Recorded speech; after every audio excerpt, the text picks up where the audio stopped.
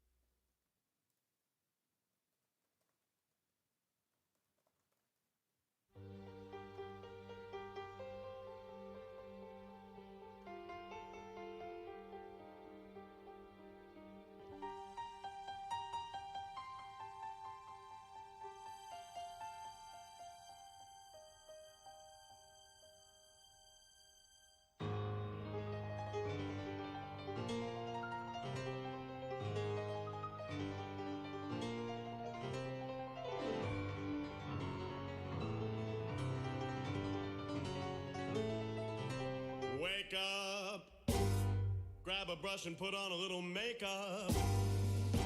Hide the scars and fade away that shake-up. Why'd you leave the keys upon the table? You wanted to. Why'd you leave the keys upon the table? You wanted to. Why did you leave the keys upon the table? You said you wanted to. I don't think you trust in my self-righteous suicide. I cry when angels deserve to die.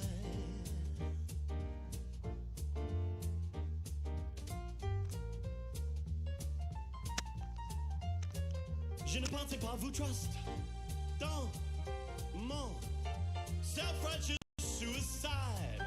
Je cry when angels deserve to father, father, fucker, fucker, father into your hands. I commend my spirit, father into your hands. Why have you forsaken me? Why have you forsaken me? I don't think you trust in my self-righteous suicide. I cry when angels deserve to die, ladies and gentlemen.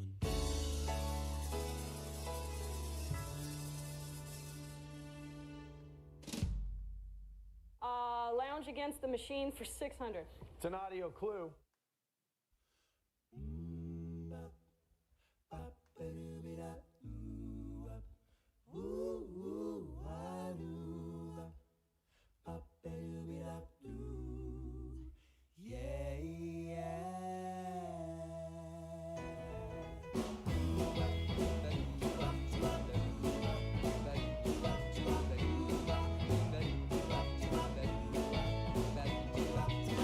Have so many relations in this life.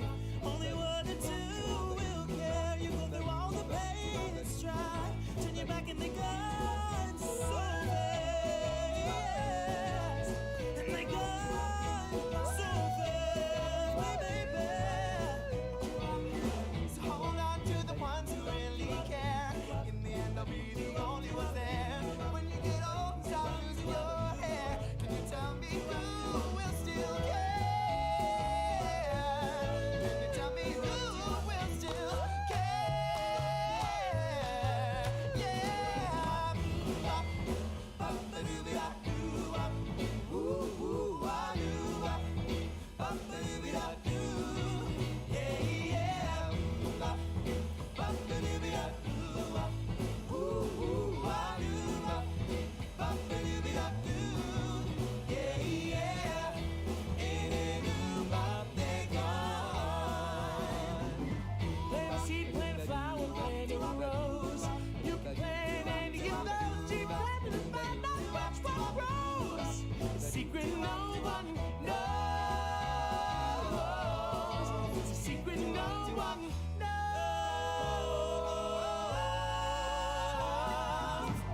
Ba-ba-doo-be-da-doo-wop. Ooh-ooh-ah-doo-wop. Ba-ba-doo-be-da-doo. Yeah, yeah. Ba-ba-doo-be-da-doo-wop. Ooh-ooh-ah-doo-wop. Ba-ba-doo-be-da-doo. Yeah, yeah. Ain't it new-bop, they gone. Can you tell me?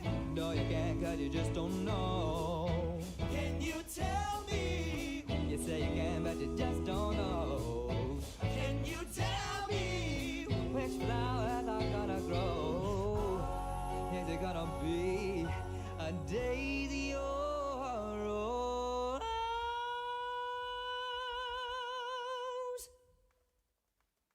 Ba-dum-dum-dum-dum-ba. Ba-ba-doo-be-da-doo-wop. Ooh-ooh-ah-doo-wop. Ba-ba-doo-be-da-doo. Yeah, yeah. Ba-ba-doo-be-da-doo-wop. Ooh-ooh-ah-doo-wop. Ba-ba-doo-be-da-doo. Yeah, yeah. Ba-ba-doo-be-da-doo-wop. Wah, wah, wah.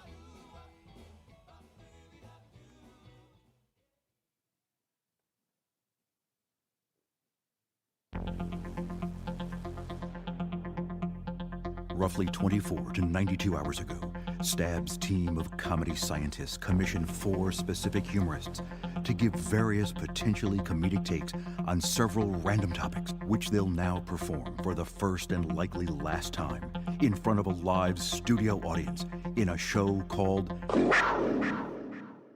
Stab. Let's play Stab.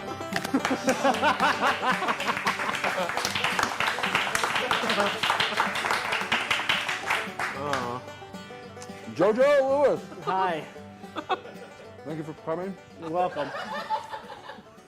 to Stab. Yeah, I was glad to be here. I appreciate you being here and appreciate you being you. You're welcome. Jacqueline, Hi. you're a lady. True. You're the only lady. Thank you for being here. You're welcome. Jesse, that's his name. Are you ready to play Stab? Sure, why not? Let's play Stab. We're all happy to be here. Jojo, Yes. on this day, June 2nd, North Korea observed Children's Day. So tell me, how did you choose to honor the children of North Korea? Well, I decided to celebrate North Korean Children's Day by living a day as a North Korean child. Just so I could appreciate how good it is to be a kid in North Korea. So first, I watched my parents die, which they had it coming, like they taught me how to read. Fuck 'em. Then I dug. Someone said what? Then I dug around in mud, trying to find corn and other pieces of children to eat. Then a quick break for heroin. Then I topped the night off by having sex with a mid-level government official, so I didn't have to be bludgeoned to death at a work camp. It's the best. I think it's fair to say that every day is Children's Day in North Korea. It's like a 24-hour communist Disneyland. It's great. All right, Jojo. I appreciate Jojo Lewis. Thank you. By the way, this segment is called Celebration Time. Jacqueline Wyand. Could I use your last name? Please do. Okay. Miss Wyand. On this day, 1935, the world's first parking meter is installed in Oklahoma City, Oklahoma. How did you celebrate this day? Well, the celebration began last night when I purposely parked in a metered space even though there was free 2-hour parking nearby. I awoke at 8 a.m. to feed said meter, and nestled under my windshield wiper was a note. For me? I smelled it. It smelled like justice. And indeed it was. I had purposely neglected to feed the meter at exactly 8 a.m., and as I anticipated, awaiting me was a fresh parking ticket for $50. The best holidays are notoriously expensive. I spent the rest of my morning writing "Happy Birthday, fella" in gel pen on every meter within a 2-mile radius of my car. This took hours. A police officer noticed my holiday spirit, and when I waved, he shouted, "I finally got you!" Evidently, some Grinch had reported several parking meter vandalizations in the area 2 hours prior, and cops have been tirelessly searching for the perpetrator. They cuffed and booked me, but were very understanding when I said I had to be at a comedy game show at 12, and so, well, here I am. Happy Parking Meter Day, fellas. Great job, Jacqueline. Jesse, how are you? Doing great. That's good. I'm glad. They told me to look in the camera more when I'm addressing Oh, you. yeah. I was again distracted by our sprightly stage manager, scurrying to and fro. You missed it completely. Yeah, we did. It was We off missed it. camera. Oh. Because they're more professional than me. They Great tried job, not Jack. to address it, and I addressed it directly. All right, we're going to keep playing Stab. Loving you. Oh.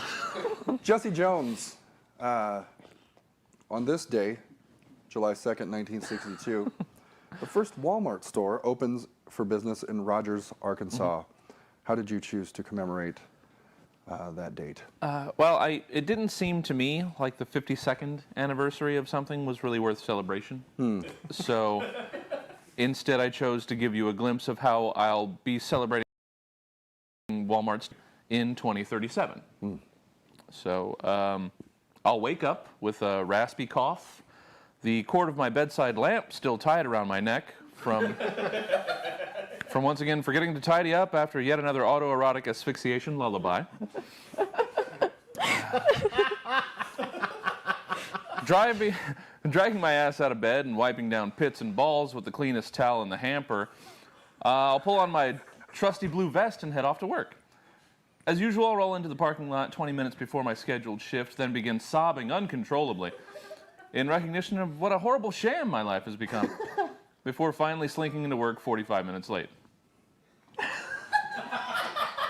We were told specifically to turn off our phones fuck, man? before the show began. Lunch. Who got it? Oh, okay. I'm glad it wasn't anything important. It was an alarm, sorry. A comedy alarm. So yeah. Where was I? Because Sham. timing and flow mean absolutely nothing to comedy. At 59, I'm actually a little young to be a greeter. See what I did to you? Yeah, getting back to that. Yeah. Sorry. But the years have not been kind. Between my crippling methroin addiction, a new meth-heroin hybrid that hit the streets hard in the fall of 2017, and the terrible things I've had to do to support my methroin addiction, so everyone just assumes I'm much older than I am. Around 11:45, and after having spit at a third single mother with a cart full of children at, not on, always behind them, but also always audible enough to make sure they heard it, my shift supervisor, Sheehan, will call me into his office. I'll ignore my pre-afternoon scolding as I usually do, staring blankly at this 19-year-old who life has cruelly made me answerable to, wondering where all those years of promise that I must have had went and when. Eventually, after my lunch consisting of a handful of zingers that I stole from an already open box in the grocery aisle, and a needle full of methroin, I'll head home, promising to work on any number of long-neglected projects in my ever-growing stack of shame and disappointment. Ultimately, I'll just wind up passed out in my computer chair, covered in Red Baron frozen pizza grease and dollar store lotion. The belt around my neck tethering me to my chair's headrest, my favorite revenge porn still playing on a loop, the volume turned up unnecessarily high just to make sure I can ruin my downstairs neighbor's evening as well. Wonderful. That was... It was a little too real. A little too close to home. That was celebration time. This next segment is called Write a Poem About It. Write a Poem About It. You three were given prompts on which poems to write about. Jojo, you were given a poem to write, The Positives of Christianity. Jacqueline, you were given specific girl issues. And Jesse Jones, you were given Girls Named Tammy. Girls Named Tammy. We're going to go ahead and start with Jojo Lewis with the Positives of Christianity poem. Okay. Before I start, I just want to point out that I have a master's degree in creative writing. So this bit cost me $130,000. Oh, you're welcome. Yeah, fuck you. You won't be This paid. just reminds me of every life choice I made wrong. Okay. Positives of being Christian. God damn it. With no time to waste and wonder if it's true, I think I'll go throw rocks at a Jew. Because that's the best part of belief in the dude who said you could turn a cheek. Because you get to pick and choose the parts you want. Because he died to make sure nothing counts. I'll switch it up, turn wine to water in my bladder, then I'll punch my woman since she's getting fatter from eating all that pork on Fridays. Gays I'll string up by the toes while trays of fire ants eat their heads and faggy brains. Oh, and though my mom and dad took great pains to make sure I grew up well, I'll heap shames aplenty on them so they know how grateful I am not. 2 crackers and some grape juice is all it takes to make my amends. So Sunday morning is the morning I'll send child porn to every woman who turned me down for sex. And pooping on the tree while my brother is getting hitched under it is the classiest wedding blunder I've ever thought of. Really, what's the harm in being Christian? Baptized in charm and holy river water that I pissed in a mile upstream. And guess what? This is not offensive. There's no permanent record. All my bad deeds will not ferment into hell, and you can suck my staff and rod. No homo. My God is an awesome God. I'm offended. So am I. I'm offended. You know, you did well. You did well. Jacqueline Wyand. Okay, I do not have a master's degree in English. So I, stayed within my abilities and I wrote an angry limerick Okay. Wonderful. about girls. Specific issues. There once was this dude named Kyle who was basically this big, dumb pile. They called me insane when I set him aflame, but he said I'd be prettier if I smiled.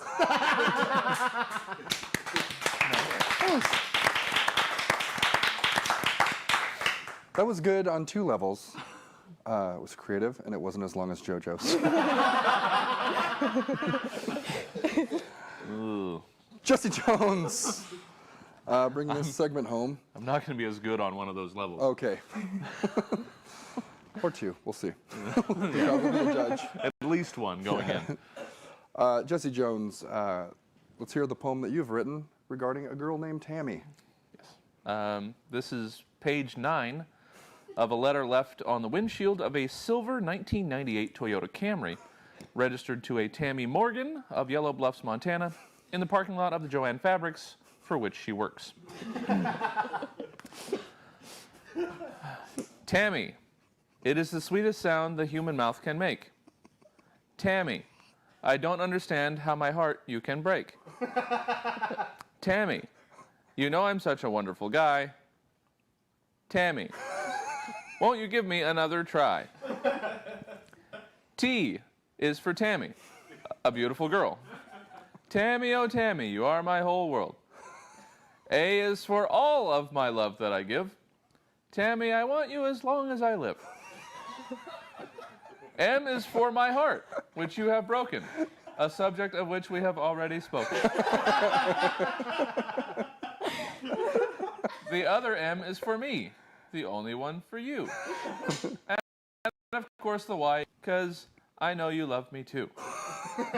Put it all together, Tammy, and what does it spell? It spells me and you, Tammy, as you can probably tell. I forgive you for leaving me and tossing my things. Now hurry home, Tammy, and let's exchange rings. Marry me, Tammy, if you know what's good. You know your mom likes me and thinks that you should.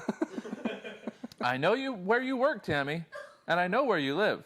So now, why not just take all the love I can give? I think you know I won't take no for an answer. And if you refuse me, I hope you die of a cancer. But I hope you don't die. I hope you don't say no, because then you'll leave me with no choice but to show that no matter what, I will never let go. I'd sooner buy a gun and with it my brains out I'd blow. So Tammy, I hope you can see that I'm the only one for you and you're the only one for me. I'm sure when you get home you'll agree that we'll make a perfect family. P.S. I'm still recording Dancing with the Stars for you, so we can binge watch when you get home. P.P.S. I don't think I've ever seen that sweater you wore to work today. Is that new? I hope to smell it soon. That was write a poem about it. Thank you. Keeping in the theme of poem, let's take a trip back east. And then take another trip to Far East from back east with our topical haiku challenge. A 45-year-old man in the Bay City, Michigan was arrested recently for jacking off twice in a McDonald's drive-thru. Write 3 haiku about it. You're reading 1 of 3, and then we will, and then we'll edit this out. Got it. All right. My first poem is titled "Bay City Masturbator" in McDonald's drive-thru. I need some more ranch. Extra sauce is a quarter? Yeah, never mind. Very good. Very good. Jacqueline. Okay, to be fair, how was he supposed to know? There wasn't a sign. My first is titled All Hail the King. This is some bullshit. Over at the Burger King, I have it my way. Very good. Very good. Please read your second of 3 haiku. This is called Bay City Masturbator at McDonald's drive-thru, comma, world's best dad. I'll throw it at her. A funny workplace surprise. I'm the world's best dad. Okay. I liked it. Jacqueline? Okay, to be fair, the fries were taking too long. He had time to kill. Very good. We sort of tie together our second thoughts. Mine titled Self-Service. It's not my fault, guys. The line was so long, I made my own McDouble. Thank you. You like that one? That got one person? Yeah. That's what I shoot for every time. One at a time. One at a time. Your third of 3, please. Bay City Masturbator at McDonald's, long line. Spend 10 minutes. Fuck it, I'm gonna do it. Is that a cop car? All right. Thank you. Jacqueline White. Okay, to be fair. They charge more for Big Mac sauce, so he made his own. That got that same guy. Yeah. Yes. He's a good get. He is a good get. Uh, Bring it home. Sure. My final is entitled Jingle Jangle. Ba-da-ba-ba-ba. I'm loving myself in it. I mean your drive-through. Thank you. That was the Topical Haiku Challenge. We move to the next segment called Location, Location, Location. Each of you were given businesses to start and shitty locations. Make us want to come to them. Jojo, I keep forgetting your name. You have a custom body and paint hot rod shop located in Mogadishu, Somalia. Jacqueline, you manage an Islamic bookstore in the heart of Salt Lake City, Utah. Jesse Jones, you are a cobbler that operates his business from a hot air balloon in international airspace. Start with Jojo and his custom paint and body hot rod shop in Mogadishu, Somalia. Here we go. Get us there. Come to JoJo Lewis's Hot Rod Extravagance and Body Shop Emporium located in scenic downtown Mogadishu, Somalia. We offer the latest in bulletproofing, window tinting, blood splatter cleaning, and fitting machine guns onto every available surface. Remember how cool the A-Team van was with the bullet holes? Well, we offer that style standard on every car that comes to our floor. We set ourselves apart from other body shops because all of our work is not only stylish, but practical. As all of our modifications are tested under the most extreme conditions imaginable. Specifically, we drive your car around our parking lot, which is, statistically speaking, only slightly less dangerous than the inside of a shark's mouth, where the shark has hand grenades instead of teeth. And if you like the classic American style of there being only rusted panels on salvaged cars, well, we wrote the book on that called Rust is the New Black.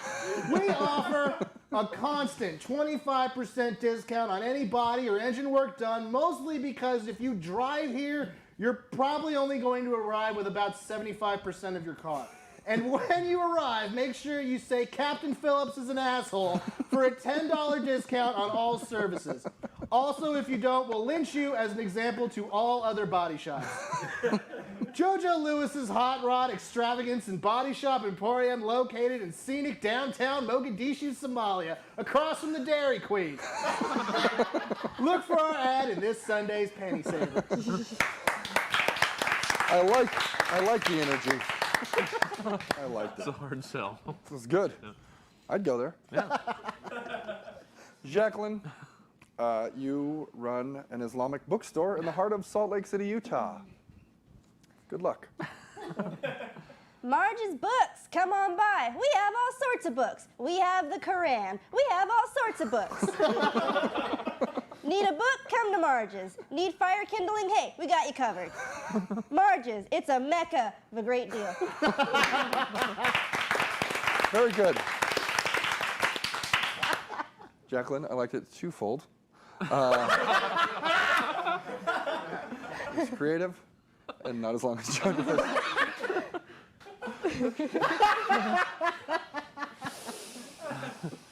Jesse Jones, bring us home on this specific topic.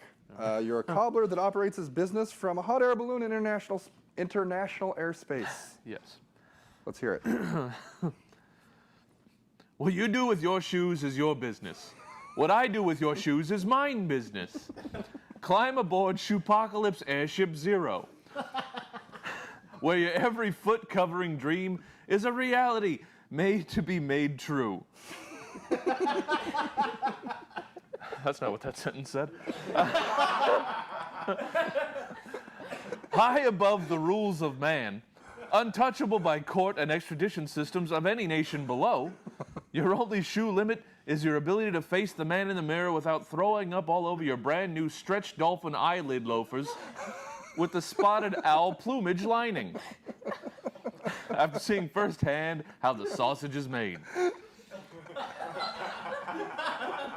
And you don't have to worry about exploited child labor on Shoepocalypse Airship Zero.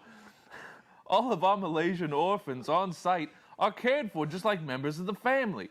That is, right up until the second that you hand choose your pair, hatchet open their rib cages, and slip your tootsies into the very definition of luxury footwear. You've never known comfort and style until you've felt the squish of child organs between your toes. As you tromp around in your very own pair of freshly murdered runaways on your feet. Oh, if you're quick enough, you can even get a few seconds of what warlords, caked in the blood of innocence, like to call the final moments foot massage.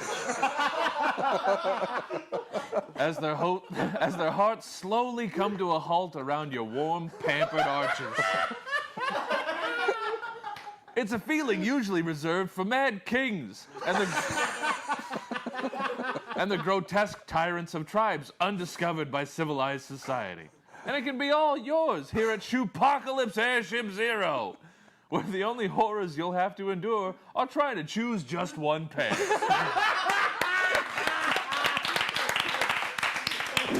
That was Location, Location, Location. The next segment, we're going to get right to it, called Department of Tourism. All of you have been hired by this city that I gave you to get us to come to your city and enjoy the touristic attractions. Everyone was given their own town. JoJo, you were given 1950s Middle America-ville. Jacqueline, you were given Jazzland, USA. And Jesse Jones, you were given Super Mario Brothers Level 1-1. We're going to go ahead and start with JoJo Lewis Crowd's too young. with 1950s Middle America-ville. Folks, you remember the wholesome goodness of when you could sit at a lunch counter and not have to worry about a mud-skinned pickpocket sidling up next to you as if he belonged there? How about a time when men and women were truly equal in the fear of dying in a nuclear holocaust? Well, if you miss those rustic times, then you should come on down to 1950s Middle Americaville, where men wear suits during sex, women always have a martini handy, and children only play wholesome games like hoop stick and kill the Jap. Ladies, you can enjoy listening to an episode of I Love Lucy while you vacuum the front yard, while the guys gather at the Knights of Columbus Lodge where they can smoke cigars, drink scotch, and accuse Jews of being communists and burn their stores down. For the kids, we have our world-famous It's Time for You to Learn theme park. The boys will get to shoot and gut a baby deer to learn how to be a man, while the girls learn that rape isn't even a concept. It's not even a thing. And you can spend every single night in our 1950s Middle Americaville social where everyone dances 1 foot apart and every dance ends with throwing rocks at an interracial couple. 1950s Middle Americaville. It's like a corrective slap to your vacation's chatty mouth.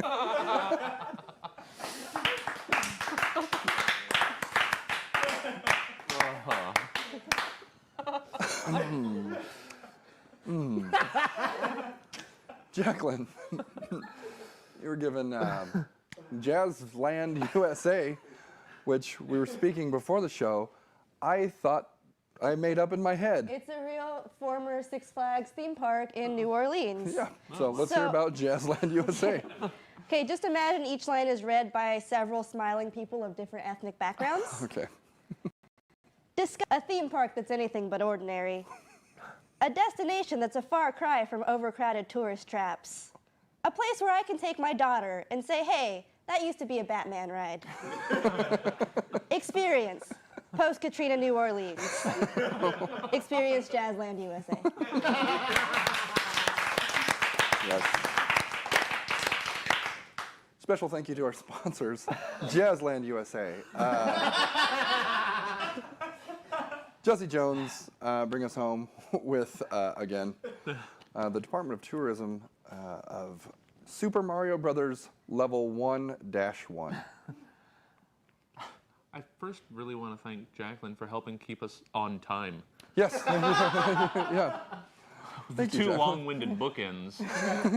Make sure we get in under like an hour and a half. Not a lot of meat on that sandwich. It's just a lot of bread. Not that. Never mind. Big puffy bread sandwich. Puffy white bread. It's toasted on one side. Yeah. I don't know. That means. That's not true. It How do you sounded feel about racist, this, huh? Jacqueline? How do you feel like being the meat in that? I do. Let's just. You can answer that if you'd like. That's okay. Okay, great. Great. Thank you. And that was the correct answer. Jesse Jones. Super Mario Brothers Level 1-1. Yes. The Mushroom Kingdom, more than just a pipe dream. Founded in 1985, this historic 8-bit village of Level 1-1, appropriately meaning the first level in Mushroomese, is one of the most popular and picturesque destinations in the whole of the Mushroom Kingdom. After the start screen, it's the second most visited destination in all of the Nintendo Entertainment System. The smell of brick dust and the mystery of the naturally occurring random bottomless pits of 1-1 attracts twos of mustachioed professional drainage tradesmen and coin enthusiasts all year long. Conveniently located just west of Level 1-2, the quaint small town charm of Level 1-1's thriving random pipe district offers visitors a plethora of outdoor activities to choose from. Uh-oh, got a little Goomba on your shoe?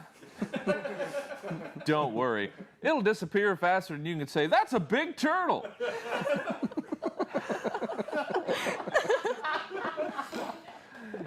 And if your journeys through the more than 17 screens of sprawling Level 1-1 landscape, and if you're, it doesn't matter. If you find yourself craving a bite to eat, just stop off at any of our conveniently placed hovering question mark boxes. From mushrooms that instantly double your size and strength, to flowers that grant you the ability to shoot fireballs from your hands, there's something for even the most discerning palate. Try getting that kind of service in Hyrule. They'll just give you a wooden sword and send you on your way. The 1-1 City Council has issued a general caution to new visitors, encouraging them to limit their stays in their level to no longer than 399 seconds, as cases of spontaneous leaping strokes have been known to befall visitors of longer than 6 2/3 minutes.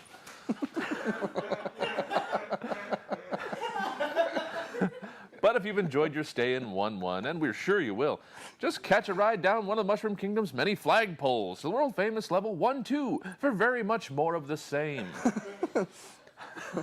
So whether it's an afternoon strolling down the brick-paved avenues, destroying the landscape in your greedy search for coins that you're after, or the thoughtless slaughter of any and all indigenous life that meanders across your path, you'll find a whole world of possibilities just waiting for you to enjoy. And before you know it, you'll be shouting, "My princess may be in another castle, but my heart's right here in level 1-1."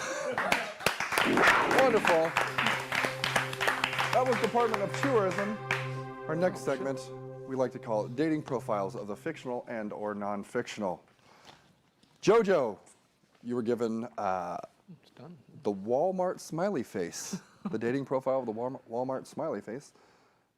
Jacqueline, you were given Mrs. Butterworth. Jesse Jones, you were given Bruce, the guy who was recently dumped by Tammy. Jojo, bring us home with our final segment of the show, the dating profile of the Walmart smiley face. Okay. Screen name is Big Yellow for You. Self-summary. Sup, bitches? My name is Ching Hong Douglas. I'm the Walmart face, but everyone just calls me Biggie Smiles. I'm about chilling with my boys, dropping some mad prices, and giving back to my community, sponsoring Little League teams and shit. You might recognize me from pretty much everything in your fridge, bedroom, bathroom, car, office. I'm everywhere. I'm super good at it. Fluent in one language, dollar bills, y'all. I love being large and in charge. I got my own style and I rep the color blue. A lot of people blame me for ruining people's lives and not paying my workers, but they can suck my giant yellow penis. I'm used to haters because I am so good at the game. Holla at your boy, maybe we can kick it. What I am doing with my life, getting cheap shit made out of lead and selling it to people too lazy to travel to more than one store. Also trying to get myself back in the studio. 6 things I could never do without. 1, jumper cables. 2, chapstick. 3, off-brand display model flat screen television. 4, box of It's-Its. 5, camouflage blankets. And 6, the first season of Duck Dynasty. I spend a lot of time thinking about self-image, Kim Kardashian, and sequin shirts. I'm looking for females who understand what balling on a budget means, ages 18 to 25, who won't be messing around with Target, Kmart, or any of those other dicks, and that are single and bi, or at least open to the idea. Here's important details. Ethnicity, Chinese and black. Height, depends on where you see me. Body type, roundish. Diet, processed with a lot of Subway. Smokes, damn straight. Drinks, yepper. Religion, capitalism. Sign, Cancer. Education, the streets. Job, baller. Income, for show. Offspring, Samuel Club. Pets, service only. Speaks Spanish during the day, but from 12 to 7 a.m., I'm not even sure.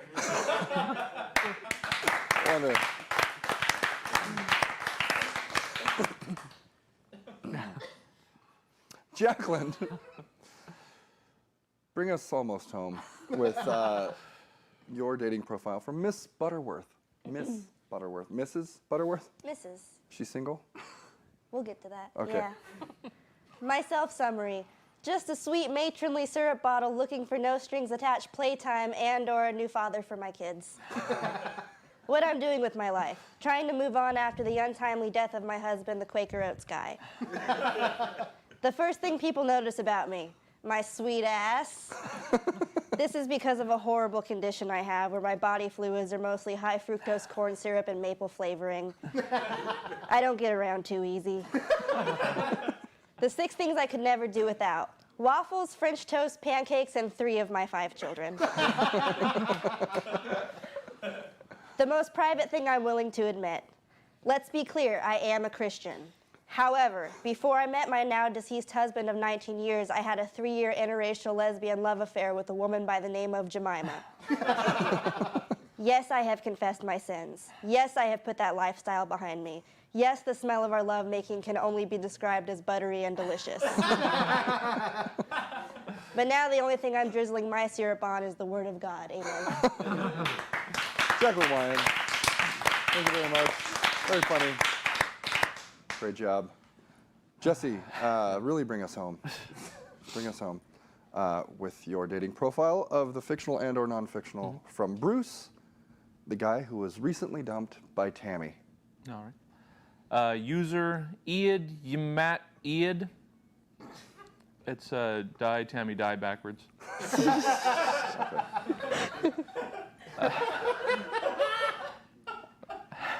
Male, straight, last online more than a year ago.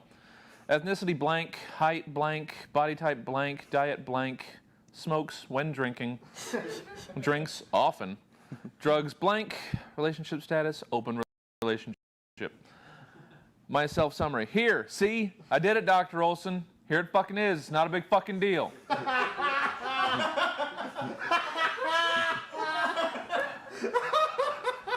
What I'm doing with my life?